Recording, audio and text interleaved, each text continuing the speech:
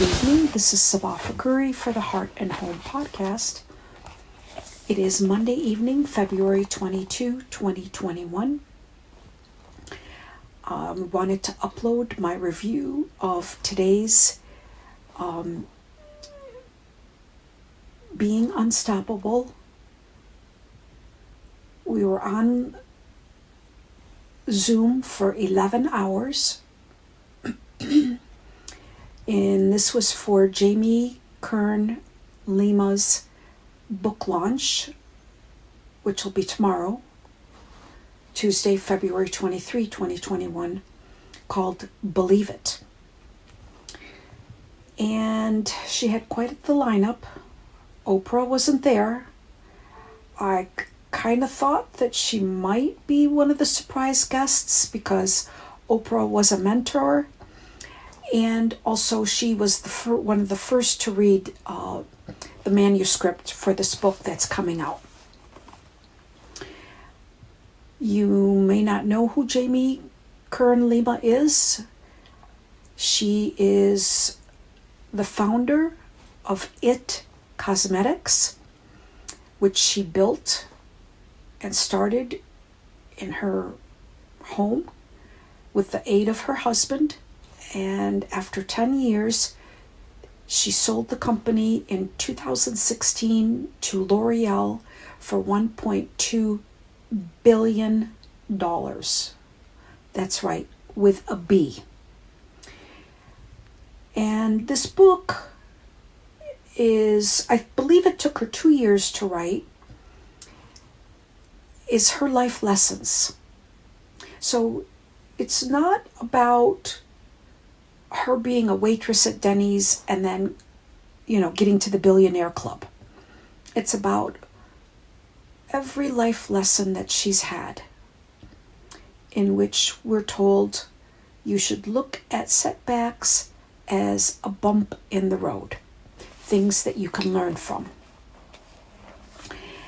And another thing that was imparted to us today, which was a whole day of motivational speakers and people that are there to help us and to catapult us into our next adventure and what we should be doing and pursuing our dreams and gaining the confidence that we need. So there's a lot of good nuggets that were dropped. And one of the first sayings that I wrote in my notes from today is, our setbacks can be our setups. The moment of being scared is you to look and channel a tool. And one of the first instances that Jamie shares with us is how when she was sitting in a 3-foot booth at a beauty show and they weren't supposed to leave their booth, and she had seen that QVC had a booth way at the other end, and she sat there scared and trying to figure out whether she should leave and try to go down to the QVC booth and try to see if she could talk to somebody. And this was long before she ever got onto QVC, because she did eventually get onto it, but that is a story in itself. She said one of the other things that she always wanted to keep in mind is that you have to have something that you rely on, whether it's a saying or a poster or a personal friend. She just said, you're not alone. You have everything inside of you. And she repeated that over and over and over again. So to get that one shot, that 10-minute window on QVC, this was one of the biggest hurdles that Kern Lima had to overcome in her 10-year career with this cosmetic company called IT Cosmetics. She said that she had a life-changing moment when she had hired someone to help her to get onto QVC And they had told her in order for her to succeed that she had to use certain types of models on the air. And that left a dilemma for Jamie because she didn't want to do that. The product that she had created was to help women. Initially, it was because when she was a newscaster, she had, like, I don't know if you know that if your skin is really pink in your cheeks, rosacea it's called, that Jamie had created a product, like a makeup for you to put on your face to cover that. Because it was a problem she had, she solved the problem in the market and other problems that she wanted people to have. And therefore, she didn't want to have these beautiful models that were going to be showing off the makeup. She wanted to have herself. And when she finally did get onto QVC, she put a picture of herself up there to say this was the before me, before the product that she had come up with. And that was a big risk that she had to take because that went against the grain of what normal people would do. But Jamie always kept in mind that who was the woman on the other end of the TV that might be watching? Who was the woman that needed help? It was always about serving and about helping people. And when she finally did get onto QVC, and of course they said no to her, just like a lot of investors said no to her. And, they were down to, their last $1,000. And so many other speakers today all had similar stories of how they were broke and down and out. And then came their big break after all their hard work. And when she finally got onto QVC and she started seeing that clock ticking down, from 10 minutes, 9:59 and on, she had to catch herself, and just say, okay, don't worry about it. Just go out there and just tell the viewers of what you have. And before they knew it, they had sold out. They had built the biggest beauty brand in QVC history. And the man who told her no initially, Alan Burke from QVC, ended up becoming a mentor and sits on the advisory board. Of course, Jamie did sell the company. She was on the board, and I don't know exactly what her role is anymore, if any, but she was the founder of that company along with her husband. They talk about the imposter syndrome when things just aren't going well. Self-doubt is normal, and you're not alone. She also said that she had a saying in her toolbox that God doesn't call the qualified. He qualifies the calls to believe it. Many of the people that were speaking today also had a very strong faith, and the first person on the lineup that Jamie had after she appeared on Good Morning America this morning was Robin Roberts of Good Morning America. And Robin has written her own memoir and entitled Everybody's Got Something. And basically, Robin gave a very important advice that Jamie had repeated throughout the day, in that Robin's most important accomplishments were what she overcame, not all the awards and things that she had earned, because, she's earned so many.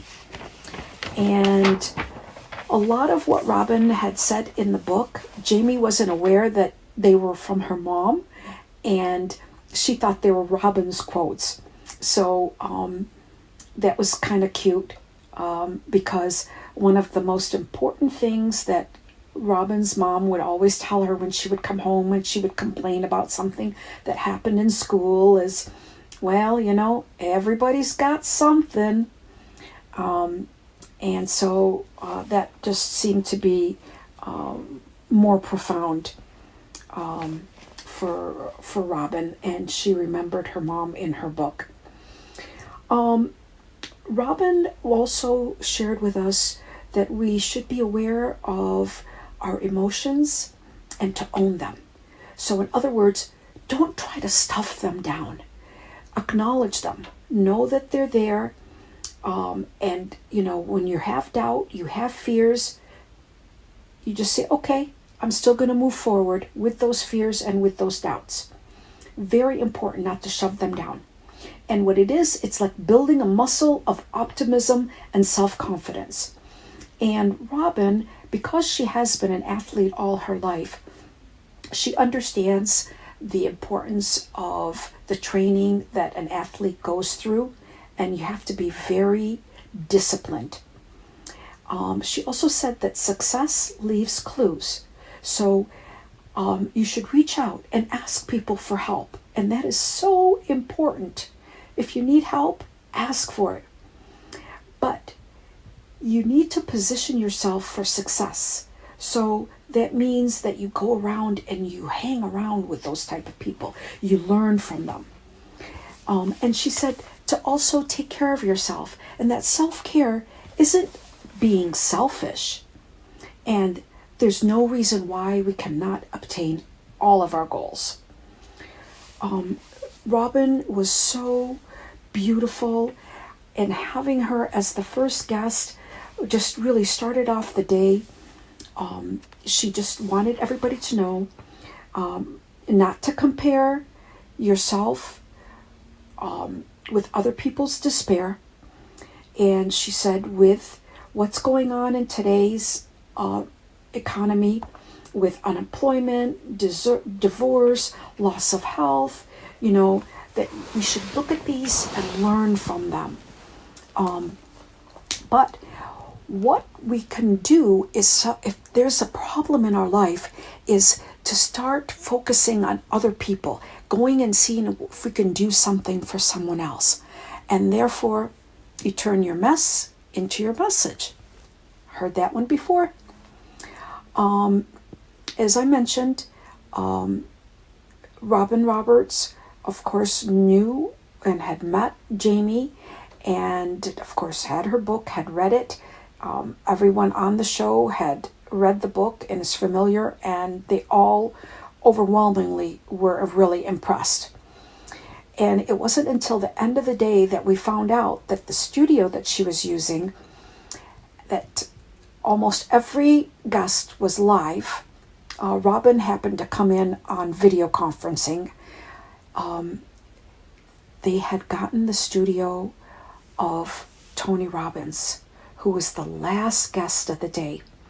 And he believed so much in Jamie's book, in her mission, because all the proceeds were being donated to feed the hungry, which is something that Tony Robbins does. And so he was really impressed with the service and let her use his studio. Now, of course, he said he wasn't going to let everybody do that. She really did impress him. Robin closed out her talk with to always remember the 3 Ds. First one is discipline. The second one is determination. And the third is the Lord. And to listen to your inner voice. So that was a beautiful visit with Robin Roberts. Next, we had a surprise guest of the 2 girls, the founders of Boss Babe, Natalie Ellis and Danielle Canty. And they are on social media, on Instagram, and they have about almost 3 million followers. And so they popped in and they said the most important thing, if you want to be successful, is that you had to be consistent when you show up and be authentic. And that's what they were doing on Instagram. They gave us a few tips on how to get started and what to do. Next up was Chrissy Metz of the NBC show This Is Us. She also has a memoir called This Is Me. And Chrissy shared with us her story of how hard she had worked between 2005 and 2014, where she was doing all kinds of other roles before she actually got her big break. It took her 12 years to make it. So when you look at these people, you know, they might have great lives, but it wasn't always that way. And that is one of the other messages that's in Believe It, the book that is due out tomorrow, is that you might think it's all easy, but people don't understand the amount of work that goes in to making it and being successful. Chrissy Metz said that one of the lessons that she learned when she was preparing for her big break is that you have to suit up and show up. She wanted to give up so many times, and she was so close. She was like broke. Actually, she was on unemployment, and she was ready to move back to Florida from California. And then she got her big break to read for This Is Us. She learned a lot in those 12 years, and she felt that it prepared her for her role, and that way she was able to relate to people, listen to them. And she just said, you know, look at the hard work as planting seeds in preparation of what's to come. And she said, it's so easy to give up. You know, you're always thinking, oh, I'm never going to make it. But it's for those people that stick it out, believe in themselves, get past all the rejections. Chrissy said, don't take it personally. She always felt that if it was meant for me, it will find me. She said, even though that's easier said than done, she said that rejection is God's protection. I love that. So, they did mention a quote by Oprah that what happens to us is not for us. But again, as I said, Oprah did not show up. So I loved each guest that was on. Jamie donated 100,000 meals. So that was a lot of meals. And then I'll tell you the final count. I believe it was over 2 million. Yeah, 2.222.675 million meals that was going to Together Rising, or no, that was the dollar amount that was going to them. And Feeding America was to receive 2,226,250 meals. That is what today's proceeds earned. So everything from the book is going to feed the hungry. And I know that they're going to be out in Texas and everywhere else that there's soup kitchens and where people are in need. So it comes at a very good time. Next, my favorite speaker was Mel Robbins, the author of The 5-Second Rule. Well, she has other books as well. But Mel talks about how her life was turned upside down when COVID hit and her show was canceled and she found herself at home. She didn't know what to do, and she said that she had to figure out what to do with her life. And she shared with us the story of the nurse who used the 5-second rule, and she showed a clip of a man who also said the 5-second rule had saved his life, this British man. And what happens is that you need to stop whenever you have feelings of fear and to count backwards when you're anxious, you have fear or stress. And when you count backwards, you're moving in a direction that propels you forward. You just need to move. So you can't stay where you're at. So when you go 5, 4, 3, 2, 1, and then from there you take the action or whatever you need to do. She also shared with us the meaning of doubt in your mind. She called it your mind collects lint. And what lint stood for is that you had to lose, inspire negative thoughts. So she said that this lint is like a doubt that blocks our mind. And you can't do laundry without getting lint. So you have to constantly clean out the lint. And lint was a filter in your brain that was blocking you and that you're not broken. So I really loved Mel, and I am going to be following her. She's also on Audible, and I want to learn more about her work and her books.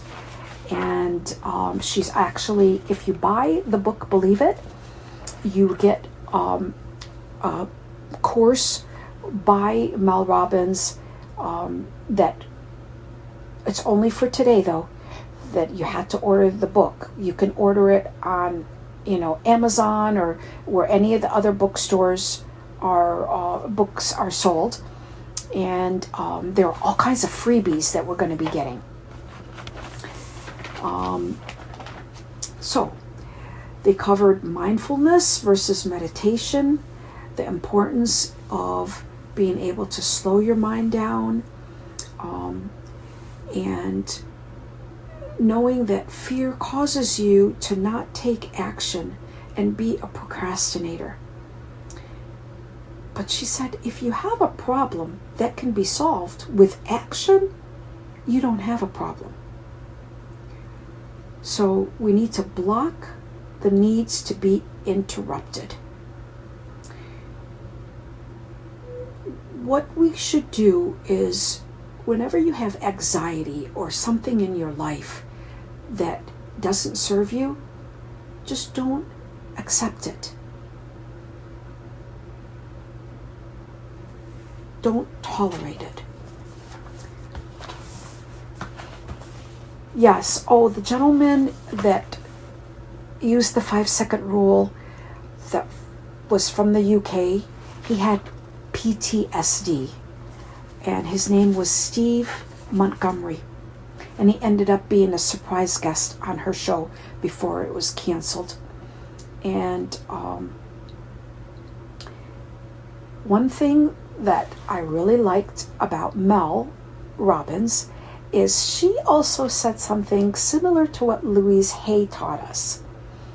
Is she started this thing where she started doing mirror work, and she would high five herself every time she would see herself in the mirror, and she would wake up every day and she would tell herself, put her hand on her heart and tell herself, I'm okay, I'm safe, I'm loved.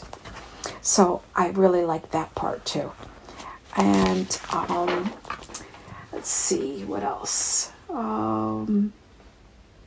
Yeah, I don't want to give everything away because there's so much that Mel has, and she really is an excellent speaker.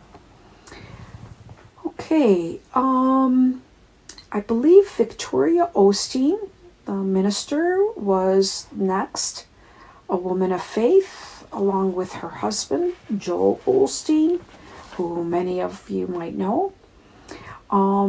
Victoria was on there very short, just like a quick 10 minutes, and she said, use what you have and to listen to yourself.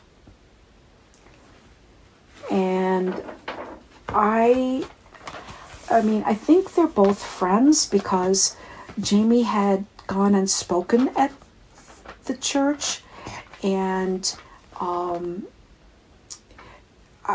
they must know each other from, well, everyone that was on the webinar today were all friends of Jamie that she had met throughout her life, either when she was invited to a cocktail party or, the Oscars or something through L'Oreal. That's how she met a lot of these people that became her friends. Except, I think Robin Roberts, she met on an airplane. She was sitting next to her. And they just started chatting and just started talking naturally. And so they became friends that way. And what Gloria Osteen said was that God gave you the vision. Don't give your attention to 1% of the hate that allows you to take your focus off the 99% of the love. Oh, no. That wasn't Gloria that said that. That was Trenton Shelton. Oh, yeah, the former NFL guy. That's right. Yeah, so he had a really nice talk. Again, he was very short, very quick. And he said that you're a choice away from a whole new career. That, your life can change in a minute. And what you had to do was to understand the meanings of what everything stood for. And ask yourself, what is this going to mean? And then next up was Ed Milet's Max Out Your Life. He's the author of that book and a podcast. And he shared a very sad story of growing up with dysfunction in his family. He was the son of an alcoholic, where he said he never knew which person was going to walk in the door when his father came home. And he recently lost his father, and he said that his father wasn't famous, and he had the same name as him, Ed Milet as well.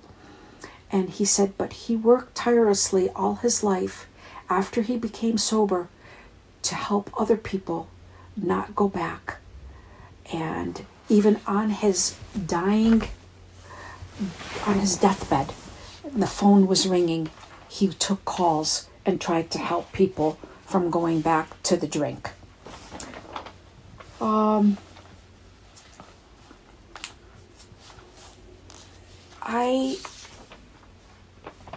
This is something that brings out the strength in people when you go through these adversity and live through these experiences. It teaches you how to read people. And that was very important because of what he had to do, where he had to figure out what mood his dad was in.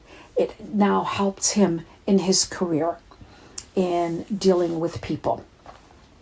Next up was Sarah Blakely, the founder of Spanx, who told us her story of how she got started. And she said basically that she was going to create her own product that made people feel good. And was with $5,000, she made the investment. She said that, she had worked at Epcot, at Disney. She sold fax machines for 7 years until one day she just decided, you know what? I'm not going to do this anymore. I want to do something that's going to be good for women. And that's when she started working on the Spanx. Out of all of the accomplishments that Sarah Blakely had made, it was very important for her to take time alone to listen to her thoughts. She said she's constantly on the go, and with 4 kids in the house, one of the first things she wanted to do was to take a vacation by herself so that she could focus, to sit and get quiet and figure out what kind of ideas might be coming to her mind. And she encouraged us to do that, to get in touch with our thoughts and our feelings. And then, of course, in order to celebrate her 50th birthday, then she would go on and spend time and do things with the family and with her friends. That was just a beautiful visit, and I really enjoyed that. A cute little tidbit about Sarah Blakely, who had a very short commute, is she would end up leaving her home early and just driving around town just so that she would have the time to be able to think and to be alone in her car. And I thought that was just the cutest, because her friends would make fun of her about her commute, where she would just be driving around but going nowhere. Next, we had a surprise guest. Glennon Doyle, the author of Untamed, came on, and that was a wonderful, wonderful visit in which she shared the importance of getting in touch with yourself. She was a very extremely sensitive child. She was bulimic at age 10 years old, and she turned to alcohol. And it wasn't until she was 25 that she became sober. What she found was that she felt that she had lost touch with herself, and like her head was separate from her gut.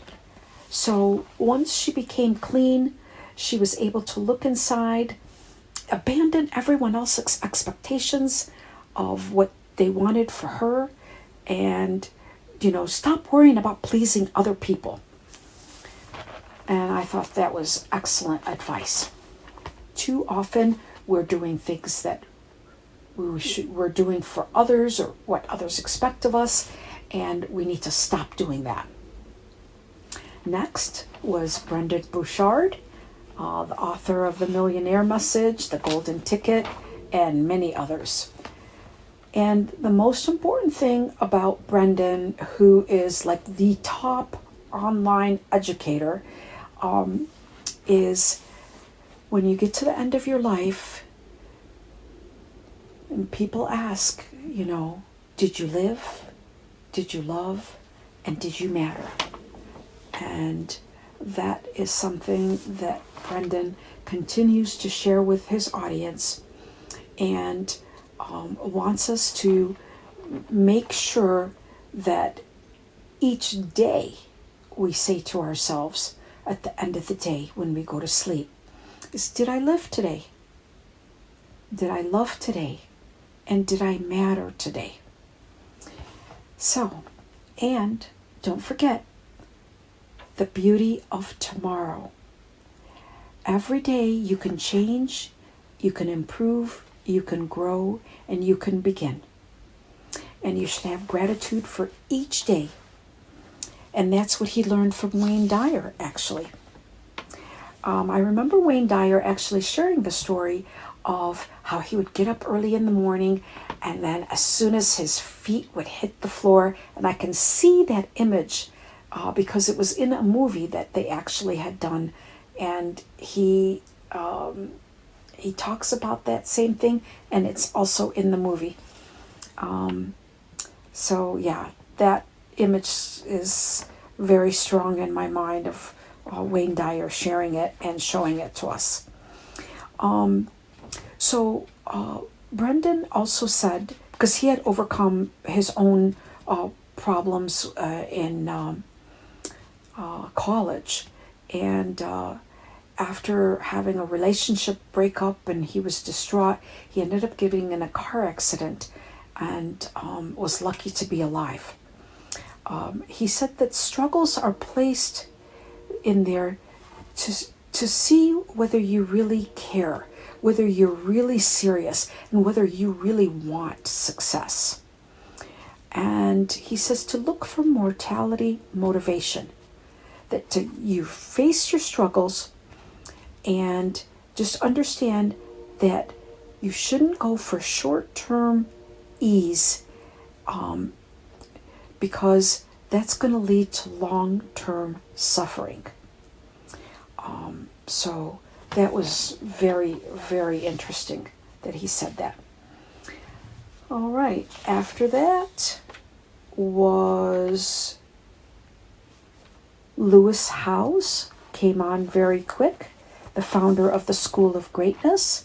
We had a quick chat with him, and he said that the story of struggle and setback, well, he said he faked it through school, and he learned through athletics that taught him to believe in life and identity. And so he suggested, if you have a lot of fears, to make a list of those fears, and that way you can check them off and you can learn what you need to from it, and then hopefully set it aside. It's not something that's easy, and Brendan understands this, that people might need to talk to him, and so he'll try to be there for people, but just understand that people who go and work and have more than one office are exhausted too, as I am, because I'm about ready to fall asleep. Another beautiful person that we were introduced to today was Leah Valencia Key, who grew up homeless, and her mom died at a young age, and she remembered her mom telling her, "Your predicament doesn't determine your destiny. All things are possible when you believe it." And the jewelry line that she was started have some beautiful pieces. They're not like gaudy or really big. It's more about having good skincare routines. I don't know if I mentioned, but I do use IT Cosmetics. This isn't a plug for them. I happen to have bought my first CC cream when I was online with the Sephora app, and I really liked it, and then I bought some other products through Amazon, and they had, I can't believe whether it was, I think the first product I got was Bye Bye Pores. Yeah, that's what I started with. And then they have a miracle water, and they have a spray, they have gels, lotions, the blush. I mean, they have a lot. And you can go and check out their social and learn more about IT Cosmetics. It's an excellent brand and one of the top in the United States. Let's see. After Brendan was surprise Jenna Kutcher, the host of the Gold Digger podcast, and she was very cute. So she said that she took the leap from corporate world, and she bought a camera, but she ended up becoming a photographer. I wouldn't do that. You need to have some base. You need to have a place to stay. You need to be able to afford if you don't get a job right away. So I would caution you into jumping and getting an apartment before you know how much you're going to make, where you're going to work, and so you need to coordinate whether you're going to switch jobs immediately or whether you can arrange for a full-time job. Next up was Jay Shetty, the author of Think Like a Monk, and another book called Peace and Purpose. He does have a podcast out, and I listened to some of it, and he needs to make sure that the ones that he puts up, people understand that it wasn't a TED Talk, and there were others that are included in there that have the wrong date because they were uploaded after a reunion, and so therefore people need to be made aware if they come to the Edsel Ford site that it's not up to date immediately with any new people that are making it big that are coming out of that school, which is where I went as well. All right, so after that, we had Tony Robbins. And I think, yeah, it was him. Jay Shetty, then Tony Robbins, exactly. And Tony, oh my God, everybody knows who Tony is. Everybody wanted to sit, to be the closest or in the front. And he was amazing. Amazing.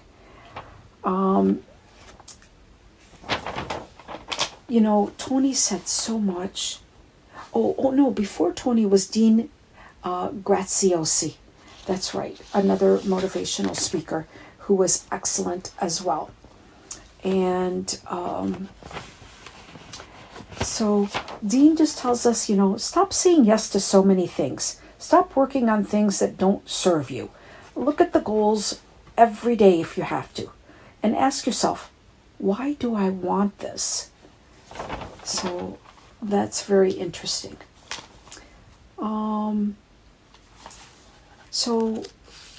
Then there was Tony Robbins. He was next up, and he really drove home the success cycle, where he talked about he put 4 boxes up on the screen. One was potential, the other one was action, then the next one was results, and the final one was certainty and belief. And he said that, even though we weren't in there and we were on the event live, when we go back into this program that he has, is that we have to understand that the potential for humans to give is unlimited. So whatever it is, whether it's a business decision or something in life, if you didn't explain it to them in 6 seconds or less, then they're either going to think it's the wrong number, or they'll think is, I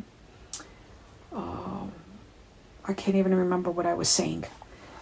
I'm just getting so tired.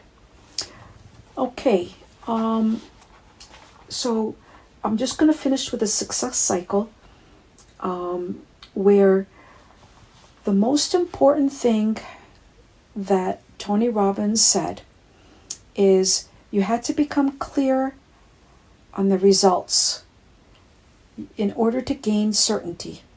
And he said that although people's potential of human beings is unlimited, well, it's only limited by your mind, that you had to be in constant action to get the results, and then that would lead to certainty to belief. But Tony says no, because of his work with athletes, that first you had to believe it in your mind, envision it there, and then you would able to achieve and go further. And he had us do a test, and he actually proved what he said. So yeah, if you envision it first in your mind, then when you actually implement it, you end up having greater results. And he said that the momentum helps you grow, and do not tolerate being stuck. Now, a lot of people were asking questions throughout the day in the chat of, well, I don't know what my purpose is. How do we find out what that is? And Tony did touch on that. And he said, look at, Jamie's purpose was to serve women. And it has evolved, and it's still evolving. You don't have just one purpose that you have to find. He says, life expands, and as you grow, so does your purpose. And you don't just have one. So just keep that in mind, that you have more than one purpose, and you multiply what your purpose is as you become more skilled. Tony himself has multiple purposes, he says. He has 74 companies, and he's a father, so he has a lot of different purposes. And he said that it doesn't matter your motive, okay? What matters is your service to family and to humanity. And he said that the higher purpose gives you more energy. So, I'm going to wrap that up for tonight. Life is calling us to give something, not to get something. And that is beautiful advice. For the Heart and Home Podcast, I'm Sabah Fakhoury. I'll talk to you later. Have a great week.